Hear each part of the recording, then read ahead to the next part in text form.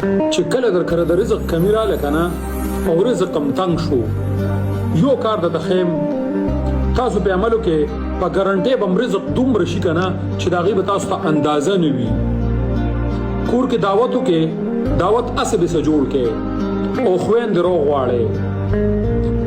خپه خوشاله باندې په کولو تندي باندې او په کولو زړه باندې خويند روغ واړي او اغویله پروګرامو کې چې کله تاسو د کور رزق تاسو خويند دی خو کنه نو دا د 100% په ګارانټي ويم تاسو رزق په ډیر زیات فراخ شي دا خور نه دا د مور نه پس هاغه رشتہ ده کنه چې تاسو سره بیلالچ مینه کوي بیلالچ محبت د سره کوي کو خپل کور کې هر څنګه ژوند وي او روره خوشحالي نو به خوشحالي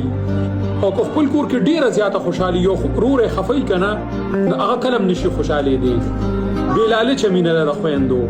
کور ته روغ واړي ازمایشو کې ان شاء الله خوشاله وي والسلام